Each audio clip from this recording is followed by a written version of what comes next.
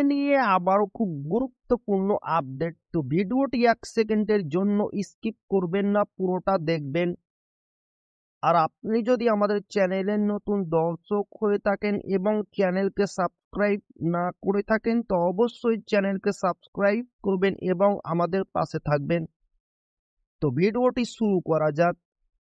গত 2.5 বছরে এই প্রথম ডিএ মামলা নিয়ে সরকারি কর্মীদের জন্য বড় সুখবর সামনে। চাপে রাজ্য।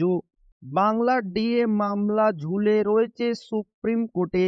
এরপর আগামী 25শে মার্চ পশ্চিমবঙ্গের রাজ্য সরকারি কর্মচারীদের সেই ডিএ মহার্ঘ ভাতা মামলা উঠতে চলেছে সুপ্রিম কোর্টে।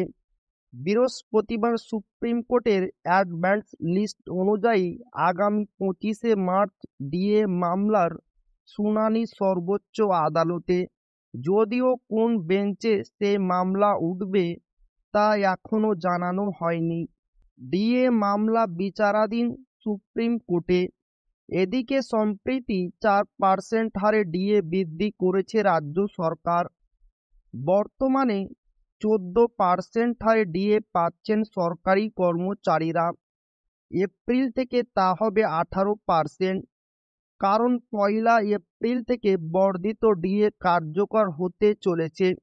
এবার শুনানির দিন সামনে আসতেই জয় দেখছেন সরকারি কর্মীদের একাংশ।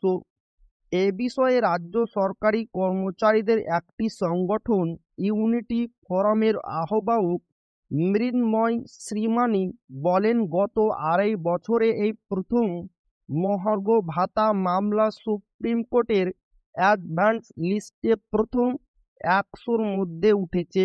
অ্যাডভান্স লিস্টে 95 নম্বরে আছে রাজ্য সরকারি কর্মচারীদের ডিএ মামলা। এটাকে বিজয়ের প্রাক মুহূর্ত বলা যায়। ওদিকে রাজ্য সরকারি কর্মচারীদের সংগঠন কনফেডারেশন অফ স্টেট গভর্নমেন্ট এমপ্লয়িজের সভাপতি শ্যামল কুমার মিত্র এবং সাধারণ সম্পাদক মলয় মুখোপাধ্যায় বলেন, সুপ্রিম কোর্টে প্রকাশিত অ্যাডভান্স লিস্টের প্রেক্ষিতে আগামী 25শে মার্চ ডিএ মামলাটি উঠছে। বেঞ্চ এবং সিরিয়াল নম্বর এখনো জানা যায়নি। প্রসঙ্গত, এর আগে মোট 14বার ডিএ মামলার শুনানি পিছিয়েছে সুপ্রিম কোর্টে।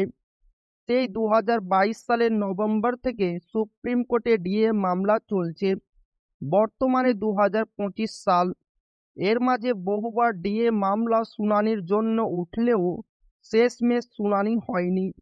বারে বারে পিছিয়ে গিয়েছে তারিখ। তাই এবারে কিছুটা উদ্বেগও রয়েছে সরকারি কর্মীদের মনে।